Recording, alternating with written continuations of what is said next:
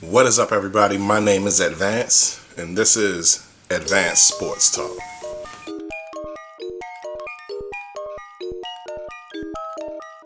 Week 1 of the NFL 2020 season is in the books. So,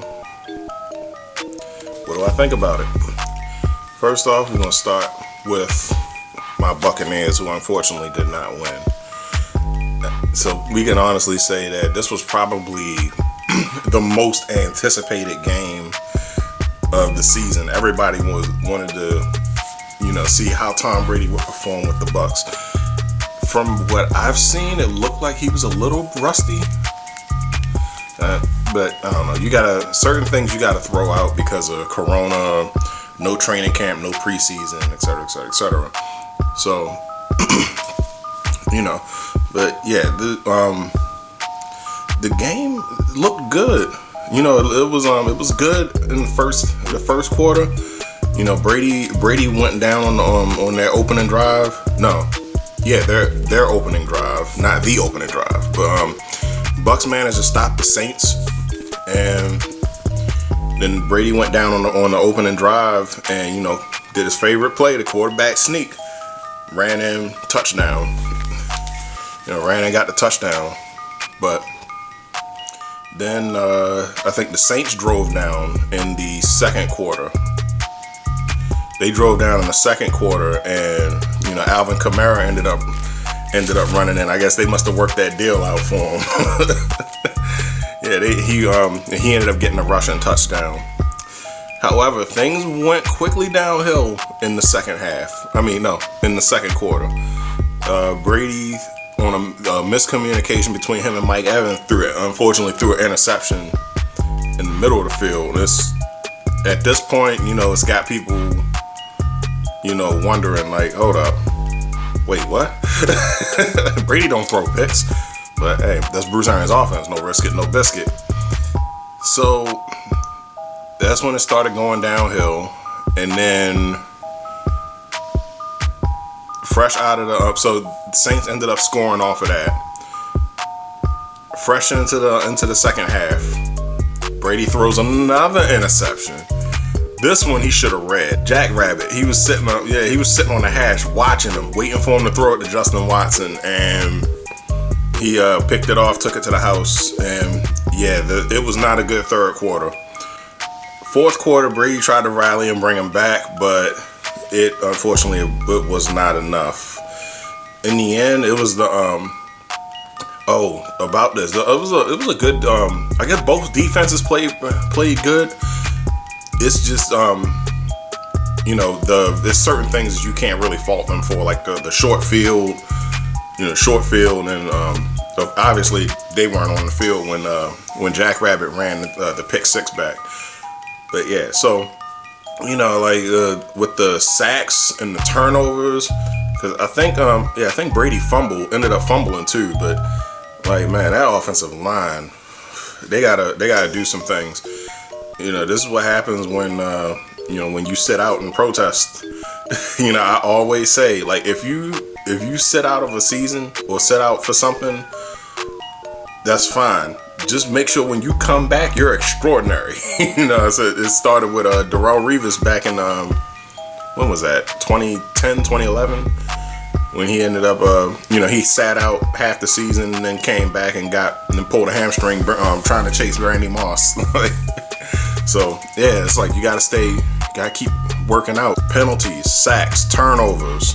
A muffed kick return. That happened too. The Saints had just kicked a field goal and they kicked off. Two players tried to catch the ball at the same time, and of course, because it bounced off of them and they touched it, it's a live ball. So the Saints recovered it. Of course, they ended up scoring off of that and then put us in a deeper hole.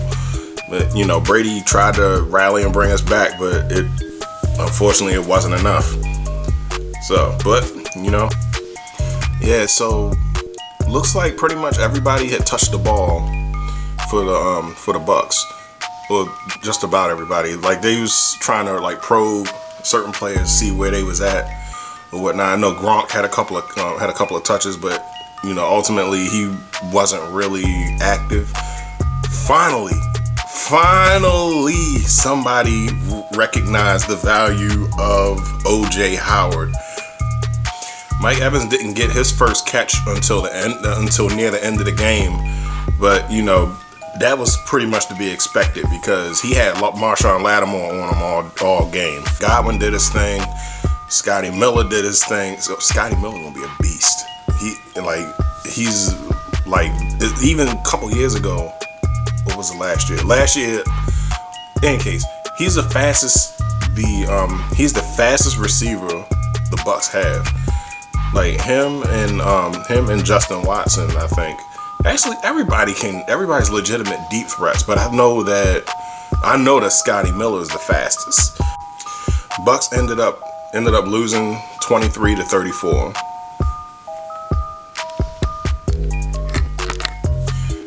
I'm sure Jameis Winston is smiling. He's got an ear-to-ear grin, like, yeah, y'all motherfuckers, let me go.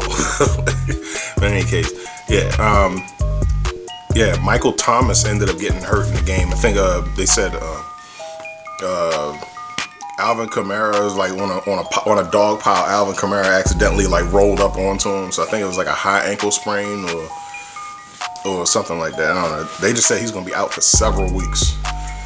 So yeah, that's gonna be rough. That's gonna be rough for him.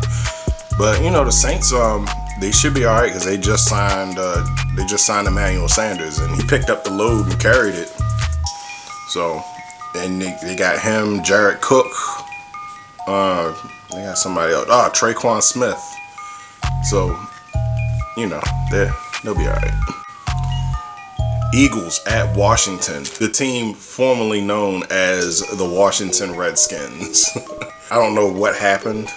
It's because they was off to a great start. You know, Carson Wentz was moving the ball. Like, you know, he got 2 touchdowns from his 2 tight ends. First touchdown went to Zach Ertz.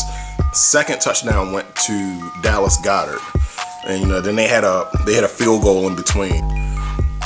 So Wentz threw an interception near the end of the half, which ended up leading to Dwayne Haskins throwing a touchdown pass to Logan Thomas.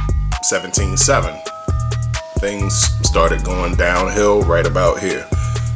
Sounds really, really familiar. Opening the second half in the third quarter, Wentz throws another interception, which then leads to a touchdown run from Peyton Barber. Yeah, normally I'd be happy about that, you know, with it being a former Buccaneer, but I'm also sad that it was a former Buccaneer. Hey, you ain't part of the program no more. Which led to 27 unanswered points scored by the Washington football team. This is going to take some adjustment. Turnovers, sacks, and against that front seven was going to prove to be too much.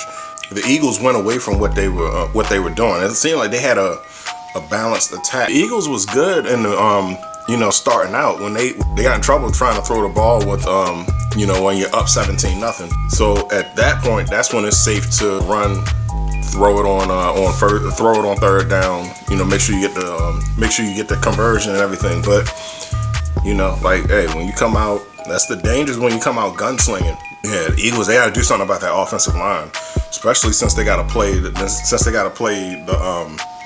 I almost said the Skins. Especially since they got to play Washington again later on in the season. That front seven is vicious. Turnovers, sacks, you can't do that. You don't win the game turning the ball over. Of course, the Eagles ended up losing 17-27. Moving on to the Texans and the Chiefs. I actually probably should have started with this, considering it was a Thursday night game. But hey, Patrick Mahomes. Both teams came out looking pretty good. They were both able to move the ball when they wanted to. Score in the first half. I gotta talk about Clyde Edwards-Helaire. That's their rookie, the new rookie that they signed, that they drafted. So yeah, he for the first game of the season, he's pretty good. You know, he was running all over the field. Everybody pretty much played a good game, but the Chiefs, they played such a fundamental game. They had great play from quarterback play, all the way down to the kicking. Greatly executed. The Texans played a good game as well. Towards the end of the second half, Chiefs started pulling away. Hilaire, Travis Kelce, and he's gonna get his catches. And Tyreek Hill, always rears his head. Tyreek Hill is always gonna get his catches, but in terms of that number 2 wide receiver, you never know because they flip-flop so often. David Johnson actually played a good game. He was able to get through the line, get some penetration, get some yards, catching the ball. Deshaun Watson was able to get out on a couple rushes as well. Will Fuller, I think Will Fuller had a 100-yard game. Will Fuller always has that potential. He's got to stay healthy. Please just stay healthy. I'm begging you. The Texans need it. They need it, especially after trading DeAndre Hopkins to Arizona. So, which right now is actually starting to not look like a good decision. But in any case, yeah, Chiefs ended up winning 20-34. So, on to the next one. And speaking of DeAndre Hopkins, we're gonna move on to Cardinals and the 49ers. We're gonna talk about DeAndre Hopkins because this was another anticipated game. At least I wanted to see how it worked out. DeAndre Hopkins ended up finishing with 151 yards off of 14 receptions. I don't think he's really hurting about what Houston did to him. Kyler Murray and Jimmy G, they played almost an identical game. They both had over 200 yards passing. The leading receiver for the 49ers was Raheem Mostert. Between those two, that's what that made the game very.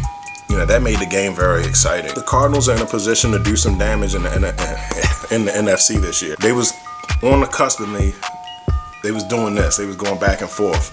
So, of course, they fired BA year before last, which is how he ended up coming over to the Bucks. Cardinals ended up winning 24-20. Yeah, they're gonna be pretty good down the line. All right, moving on to Chargers versus the Bengals. Where to start with this game? 2 new starting quarterbacks, 1 rookie and another player that hasn't started since 2018. It's been a couple years, more than a couple years since Tyrod Taylor was a starter. Yeah, Tyrod, he looked a little rusty, but he got better as the game went on. He was able to move the ball. He made some good runs. He ended up taking off. Didn't utilize Austin Eckler as much as I thought. I think he had like 2 catches, maybe 19 carries. But I will say this: the rookie that they signed, Joshua Kelly, he's shaping up to be a pretty good back. So I'm gonna keep an eye on him going down the line. Joe Burrow, he got a rushing touchdown. Both teams were able to move the ball the way that they wanted to. Problem is that when they got down to that goal line, really this was more so a game of field goals. You know how fast-paced the Chargers offense is. If I'd have told you that they only got 1 touchdown, like you wouldn't believe it. There was only like 1 touchdown per team. A purely defensive battle. I know the Chargers defense is good. They got some good players on there, but I don't know anything about the Bengals. So if I can get somebody to help me out with that, maybe. The Chargers ended up getting the win, 16-13, but it was just cases of, just not being able to finish, not being able to score touchdowns. I know that they're capable of more. And right after talking about the Chargers, we're going to talk about, the quarterback that just came from them, Phillip Rivers. All right, Colts versus the Jaguars. Man, I gotta give, I don't know who was responsible for this.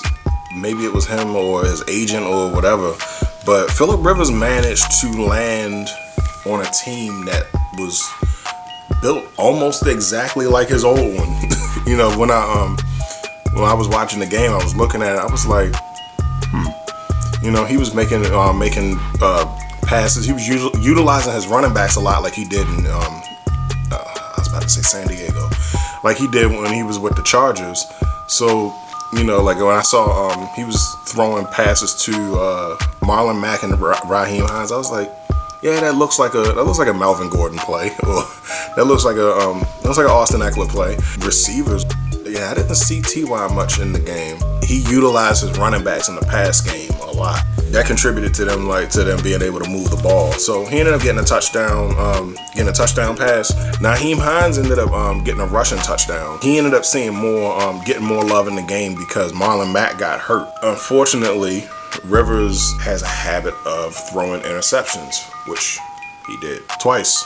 In fact, he's lucky it wasn't a third time, because there was a third interception that got called back because of pass interference or holding. It was a defensive penalty, so he got bailed out with that one. Gardner Minshew managed a fourth quarter comeback, ended up pulling out the victory. The Jaguars ended up winning 20-27. This year, he's definitely settled into that starting quarterback role. Jets versus the Bulls. Oh my God. Jets versus the Bills. Oh, Josh Allen wasted absolutely no time utilizing his new weapon, Stephon Diggs. So Diggs, I think he found he's making the best out of his situation. The Bills almost made the game look too easy, except for the fact that that Allen fumbled. I think he fumbled twice in the game, I believe. With that, I think the Jets ended up benefiting. They ended up scoring, so it was 17. So Jets tried to come back, but they just couldn't. So Bills ended up winning the game 17-27. Raiders versus the Panthers.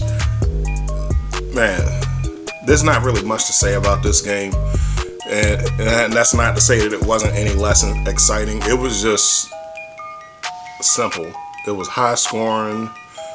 Derek. It seems that the Raiders have finally embraced Derek Carr. I don't know if that's because they don't think that they can get anybody else, or whatever the case, or maybe John Gruden pulled that stick out of his ass. This was just a ground war between Josh Jacobs and Christian McCaffrey. Both of them had identical stats. I think Jacobs had 93 yards rushing. McCaffrey had 97 yards rushing. Jacobs had 3 rushing touchdowns. McCaffrey had 2 rushing touchdowns. Bridgewater in his first start didn't do too bad, utilizing the newly signed Robbie Anderson. He got a touchdown off of him and got him 100 yards for the game. I literally laughed out loud when I saw this because I can hear the people yelling. So this deserves its own segment alone. But yeah, Nelson Aguilar, 1 target, 1 reception, 1 touchdown for 23 yards. I can hear Philly fans screaming, right now. Oh man. He finally caught something, y'all. He finally caught something. The Seahawks versus the Falcons. Matt Ryan and Russell Wilson. I think Matt Ryan, it's a typical Matt Ryan game. The official stat right now is he is leading the league in yards thrown. He threw 450 yards in this game. But much like Tom Brady in the Super Bowl, it wasn't enough. The Seahawks ended up winning 38-25. This was a case of it was 2 explosive offenses. Russell Wilson and the Hawks, they were better at finishing. They were finishing. Matt Ryan's touchdowns didn't come until the fourth quarter. I think he threw 2 touchdowns, but it was crazy because when you read the stats, you're like, wait, they lost? Like, yeah. So Julio Jones, Calvin Ridley, and Russell Gage, they all had 100-yard day. But, unfortunately, 3 players with 100 yards apiece, with over 100 yards apiece, a quarterback that threw for 450 yards, it wasn't enough. So Seahawks came away with the win, 38-25. Moving on to the Packers versus the Vikings. So, yeah, Aaron Rodgers playing like he had a fire lit under his ass. But he since I was wondering how he was going to react or how he was going to play after the Packers drafted Jordan Love.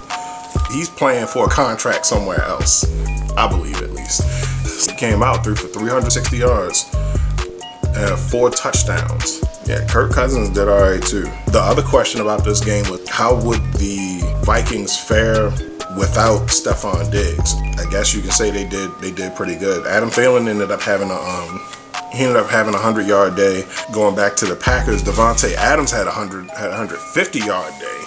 So, and you know, my MVS, Marquez Valdez-Scantling, he had 96. So he almost broke 100 yards, but he didn't.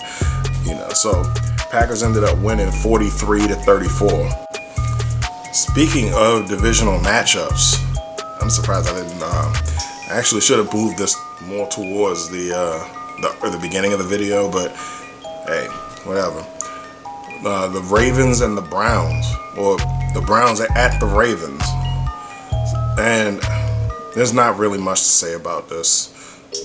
Ravens steamrolled them. They steamrolled them 38-6. The Browns had success running the ball with Kareem Hunt, but they went away from it. Ended up having to throw the ball. I guess because they fell behind early. But Baker was trying to force feed. Well, let me take that back. I have it on good authority from a Browns fan that Baker was trying to force feed Odell. You know, he was trying to force feed OBJ, and you know, it ended up not working in their favor. Lamar Jackson threw 3 touchdowns, and they ended up pulling Mark Ingram in the second half, I believe. But I don't know. But J.K. Dobbins, the rookie that they drafted, took over. He ended up getting 2 touchdowns. Lamar Jackson's top receivers was, of course, Mark Andrews and Hollywood Brown. Hollywood Brown broke 100 yards. Mark Andrews had 50 yards receiving. Ended up getting 2 touchdowns. Not really much to talk about. Ravens just dominated. They really wanted to avenge that loss from last year. Moving on. Cam. Oh, Cam. Dolphins at the Patriots. Actually, hold on. I had to go get the Superman shirt for him. But yeah, Cam, man. Yeah, Cam did all right in his new home in New England. Not really a lot of yards passing. You know, he's got did 155 yards passing. No passing touchdowns, but he got rushing touchdowns. Matter of fact, not a lot involved in the passing game too much. I think he did just enough to back the defense off of him. But you know, he actually ended up leading the Patriots in rushing. So he had 75 yards. He had 15 carries for 75 yards, and ended up getting 2 rushing touchdowns. And Sony Michel got 10 carries for 37 yards and 1 touchdown. So first off, glad to see that Sony Michel is back. I mean, back. Like, because last year, I don't know what happened to him last year. Fitzmagic appears to be fading, sadly. You know, it seems to be fading away because he ended up throwing 3 interceptions in this game. I'm guessing we'll be seeing Tua by week 5, maybe closer towards the middle of the season. But I don't know. Keep an eye out for it. And I'm just going to do the rest of the video on this shirt. The Bears versus the Lions. I guess Trubisky was playing with a fire under his ass. You know, now that I'm saying that word a lot. Anyway, he's playing like a man possessed, considering that, you know, the Bears went out of their way to sign Super Bowl winning Nick Foles. I'm gonna say that every time I say his name. They ended up signing Nick Foles. They ain't signed him for nothing. So basically, translation, Trubisky, this your last year. You better make it count. Moving on, I gotta give props where props is due. Trubisky played a phenomenal game. Ended up throwing 3 touchdowns, 240 yards passing. He utilized lead rusher David Montgomery. 2 receivers, Anthony Miller and Allen Robinson, ended up getting 70 yards apiece roughly. This man always finds a place to land, and he always finds a way to come back and improve. Adrian Peterson, I forgot that the Lions even signed him. I think he was on the roster for 11 days. Ends up getting 93 yards rushing. He always plays like he's got something to prove. And then he only just, maybe 2 years ago, started going full seasons being healthy. The majority of the Lions receiving core was hurt. Well, I might be exaggerating. I think it's only like 2 of them. Danny Amendola, always proven that he's a reliable slot receiver when you need him. He ended up getting 80 yards. TJ Hockenson has a lot of potential. He kind of had that one breakout opening game last year, and then just kind of drifted. He just kind of just fell to the wayside as the season went on. But I hope to see more from him going forward. Glad AP. I used to give AP a bad rap because he just couldn't stay healthy. Every time he would always run, and then he'd be like, yeah, and then he'd get hurt. I just hope he stays healthy this season. Bears ended up winning 27-23. That's probably mostly in part due to their defense. They ended up getting an interception off of Stafford. So who threw for almost 300 yards and a touchdown on his own right. So the Dallas Cowboys at the Los Angeles Rams, versus the Los Angeles Rams, opening up the brand new SoFi Stadium. Oh yeah, Amari Cooper and Robert Woods ended up. They had a good game. Amari Cooper had 81 yards receiving. Robert Woods had 100 yards receiving. I think the majority of this game took place on the ground though, between Ezekiel Elliott and Malcolm Brown, who has proven that he can fulfill that Todd Gurley void that was left. I'm talking about Todd Gurley from 2018, not Todd Gurley from last year. Dak Prescott ended up throwing for 266 yards. And he got a passing touchdown, obviously, from Ezekiel Elliott. He threw a passing touchdown to Ezekiel Elliott. Unfortunately, the Rams still ended up winning. I guess I shouldn't say it's unfortunate because it's their stadium. They're opening their new stadium, so I guess they had to win. Dallas fell to the wayside. Rams pulled it out, 17-20. All right, so on to the Steelers versus the Giants. Ben Roethlisberger is back. But he looked good. I'll give him his props. He came out threw 3 touchdowns. So I just don't know how that's going to be going down the season. So I know a couple years ago I thought Ben was done. Last year I definitely thought he was done. But then when I saw what was backing him up, I was like, yeah, Steelers need to draft a quarterback. But Ben ended up coming back. So I think James Conner ended up getting hurt. So the majority of the ball carries ended up going to Benny Snell, who got 100 yards. He got over 100 yards carrying. The Giants, Daniel Jones is a perfect fit for the Giants, mostly because they say that he is a lot like Eli Manning. Yeah, he ended up throwing 2 touchdowns, but he threw 2 interceptions as well. It seemed like the Giants just couldn't get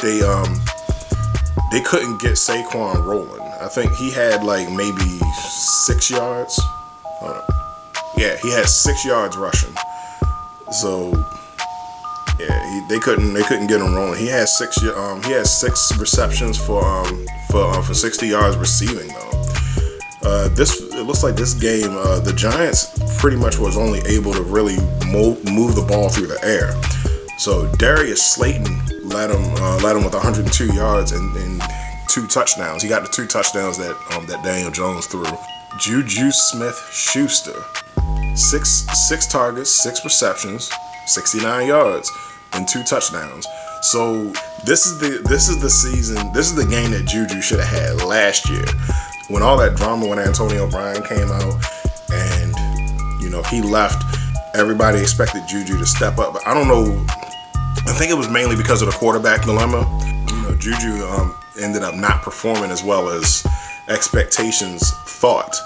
So now it's like now that Ben is back, they got that cohesion. So we'll see how that looks going down the line. But so far, good start. Juju Smith-Schuster. That's what I'm talking about. Hold up. So, final game of week 1. The Titans versus the Broncos. And It's crazy. I meant to actually put this in earlier in the video because I wanted to end on something exciting. This game literally bored me to sleep until the second half. Until like late in the third quarter. That's when the game started picking up. Titans and the Broncos, they ended up getting a touchdown apiece. Broncos scored first. It was a touchdown pass to Noah Fant from Drew Lock. Then the Titans ended up scoring second with a touchdown pass to McCole Pruitt. It's crazy because all the excitement happened in the fourth quarter, but I didn't see it because I fell asleep. So I had to go back and watch the highlights to find out what happened. You gotta give credit to the Titans because the Titans ended up winning this game 16-14 after Steve Gostkowski missing 3 field goals. Or was it 4? Let's just say 3. I'm gonna give him the benefit of the doubt. You can't, like, he missed 3 straight field. No, it was 4. It was 3 straight field goals and an extra point. And he just couldn't hit it for nothing. But the Titans still ended up scoring. They still ended up getting what they needed to win. They won by 2 points. Truly boring game. So, like, it seems like Derrick Henry and Melvin Gordon, they didn't really start getting rolling until the fourth quarter. So Corey Davis, who I think nobody drafted, or maybe I'm wrong, I don't know. Corey Davis ended up getting 100 yards. Like I said before, Noah Fant, he had 81 yards with a touchdown. So it's I just need them to pick that up. I mean, it can't be called Ryan Tannehill with no thrill. But in any case, that'll do it for week 1 of AdVance Sports Talk. This was the review of week 1. I know there was a lot of stuff that I left out, but like me just starting this whole sports talk show, 16 games, it was just so much. I need to start recording this as I go. But in any case, I need to start recording this as I go. But in any case, my name is AdVance. This has been AdVance Sports Talk. I'm out.